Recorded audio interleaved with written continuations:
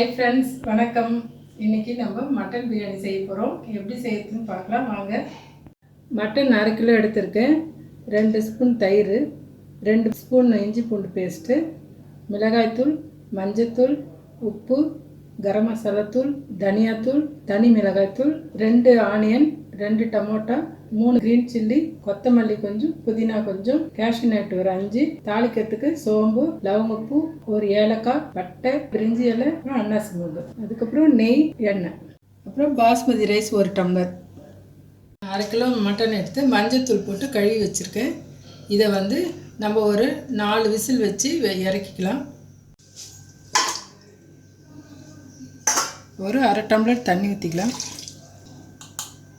1 spoon இஞ்சி பூண்டு paste போட்டுக்கலாம். 1 ஸ்பூன் மிளகாய்த்தூள், ஒரு 1/4 ஸ்பூன் மஞ்சத்தூள், உப்பு ஒரு 1/4 ஸ்பூன் போட்டு வேக வச்சிடலாம்.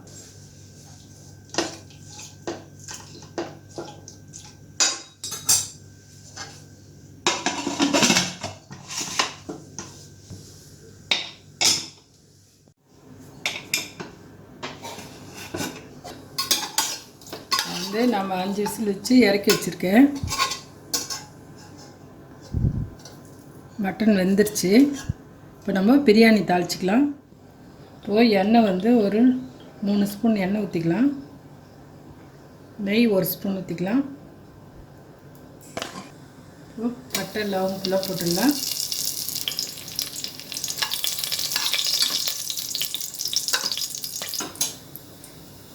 ஆனியன் போட்டுக்கலாம்.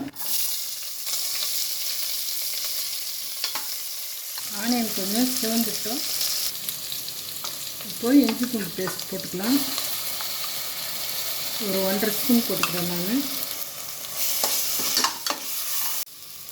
இப்போது தக்காளி, பச்சை மிளகாலாம் போட்டுக்கலாம்.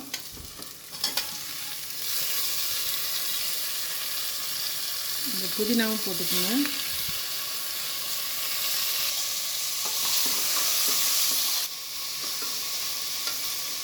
இது அப்படியே சிம்மிலே வதங்கட்டும். கொஞ்சம் தனி மிளகாய்த்தூள் 1 ஸ்பூன் போட்டுக்கலாம். சாம்பார் தூள் 2 ஸ்பூன் போட்டுக்கலாம். மஞ்சத்தூள் 1/2 ஸ்பூன் போட்டுக்கலாம். கரம் மசாலா 1 ஸ்பூன் போட்டுக்கலாம். தனியா பவுடர் 1/2 ஸ்பூன் போட்டுக்கலாம்.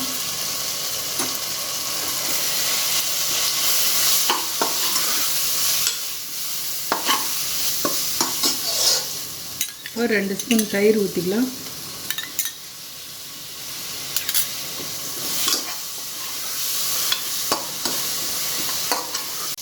இப்போ நம்ம மட்டன் வேக வச்சது போட்டுடலாங்க.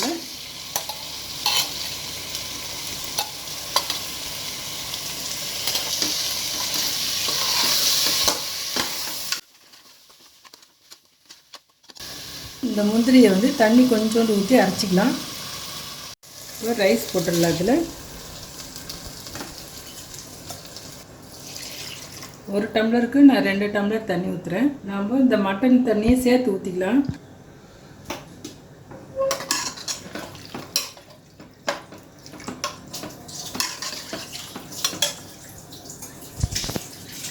இதுக்கு தேவையானது உப்பு போட்டுக்கலாங்க.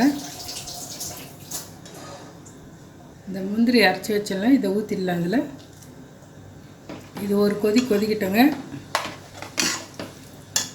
இப்போது கொதிக்குது நல்லா. ஒரு கொதி. ஒரு 1/2 லெமன் பிழிஞ்சிடலாங்க. ஒரு 1/2 ஸ்பூன் நெய் ஊற்றிக்கலாம்.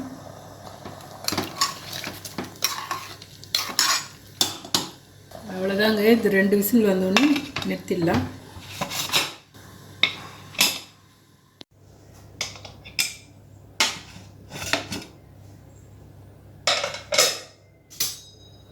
பாருங்கள், நல்லா ரெடி ஆகிடுச்சு. கலரிக்கலாம்.